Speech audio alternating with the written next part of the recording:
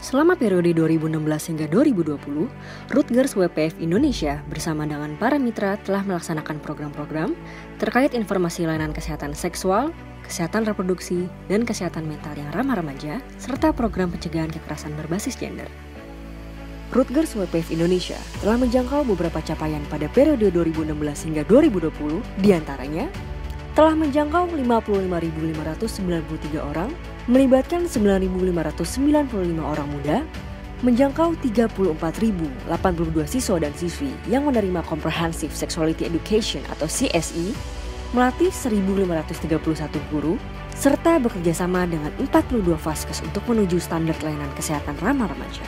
Beberapa program yang telah dilaksanakan di 8 provinsi, diantaranya Get Up Speak Out atau GUSO, Prevention Plus, Explore for Action, Yes I Do, dan Dance for Life. Program GUSO bertujuan untuk meningkatkan akses dan informasi yang komprehensif terkait pendidikan dan layanan kesehatan seksual dan reproduksi yang ramah remaja. Kami percaya bahwa seluruh remaja termasuk yang terpinggirkan dan rentan memiliki kendali untuk memilih dan menjalankan haknya tanpa stigma dan diskriminasi. Beberapa mitra kerja GUSO diantaranya PKBI Lampu, Yayasan Pelita Ilmu, Ardenari Institute, PKBI DKI Jakarta, PMI Jakarta Timur, PKBI Jawa Tengah, PKBI Bali. Sebagai upaya pelibatan orang muda, GUSO telah membentuk forum remaja untuk menguatkan kapasitas remaja dalam pemenuhan hak kesehatan seksual dan reproduksi atau HKSR.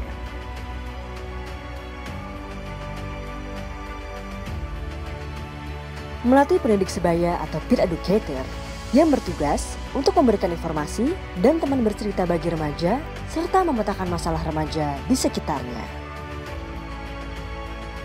Melibatkan pemerintah, baik di tingkat lokal maupun nasional, sebagai kunci implementasi dalam upaya peningkatan akses dan layanan kesehatan seksual dan reproduksi bagi remaja ragam identitas. Mendorong adanya pendidikan seksualitas komprehensif yang adil dan inklusif termasuk bagi remaja disabilitas.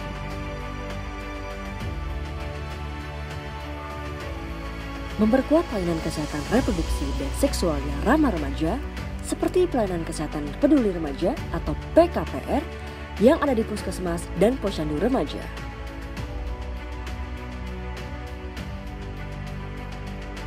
Adapun keberhasilan program GUSO pada periode 2016 sampai 2020 diantaranya menjangkau 34 sekolah, menjangkau 40.451 siswa dan siswi, terdapat 107 guru setara yang aktif mengajar, serta 28 puskesmas yang berhasil diintervensi.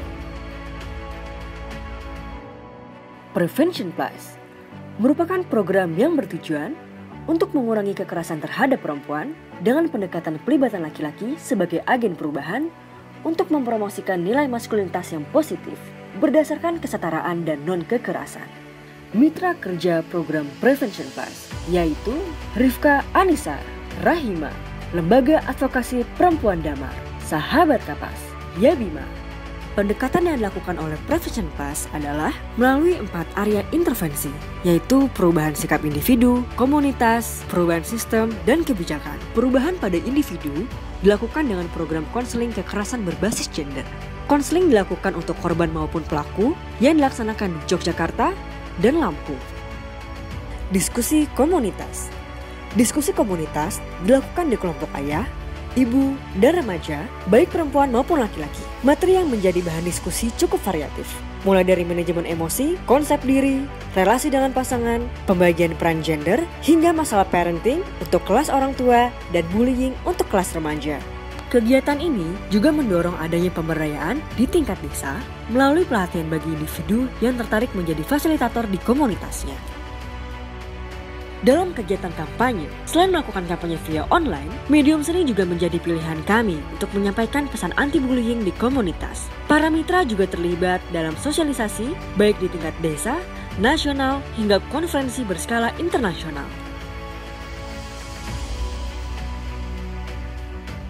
Kami juga aktif melakukan kegiatan advokasi guna mendukung upaya pencegahan kekerasan berbasis gender, mulai dari tingkat desa, provinsi, hingga ke tingkat nasional.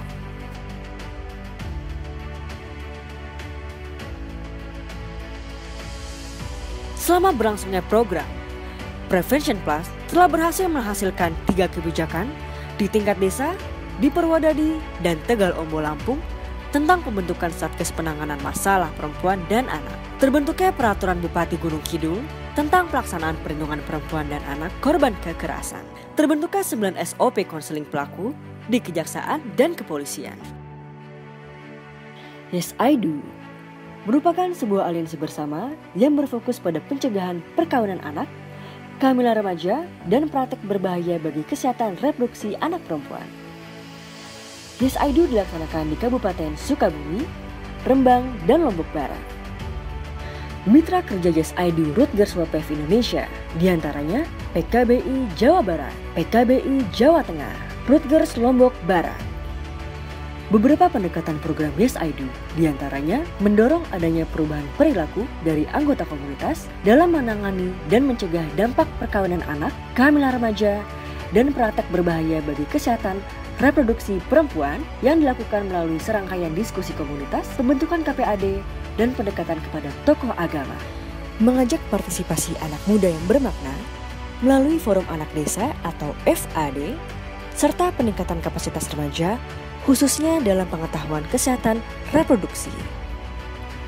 Menyediakan dan meningkatkan kualitas terhadap akses pendidikan seksualitas yang komprehensif dan pelayanan kesehatan ramah remaja.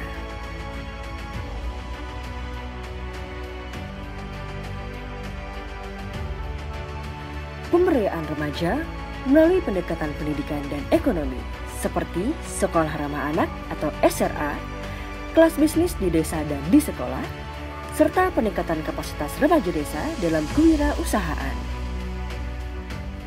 Pendekatan Yes I Do yang terakhir adalah pembuatan inisiatif dan peraturan ataupun kebijakan dalam mencegah perkawinan anak, kehamilan remaja, dan praktek berbahaya bagi kesehatan reproduksi perempuan.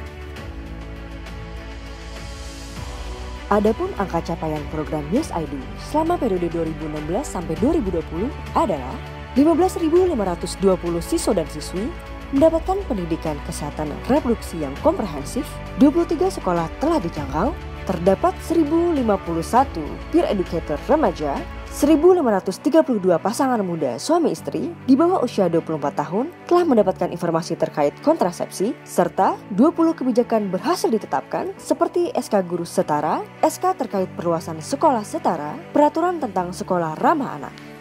Dance for Life.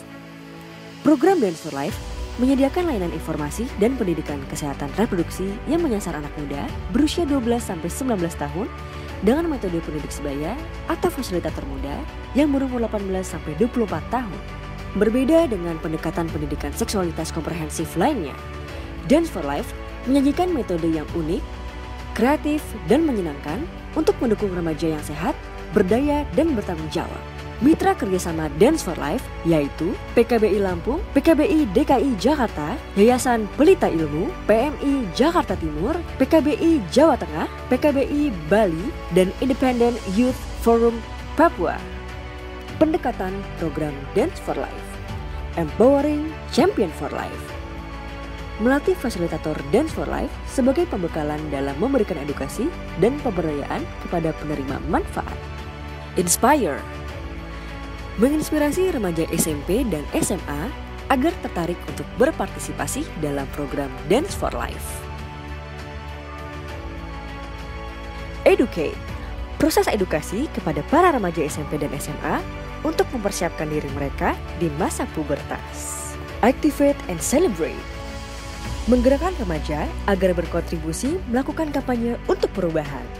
Angka capaian program Dance for Life pada periode 2016 sampai 2020 adalah 57 sekolah mulai dari SMP, SMK, SMA, dan MA telah dijangkau. 845 fasilitator muda telah terlibat dalam aktivitas pengembangan kapasitas. 18.053 murid di sekolah telah mendapatkan edukasi komprehensif terkait seksualitas dan kesehatan reproduksi.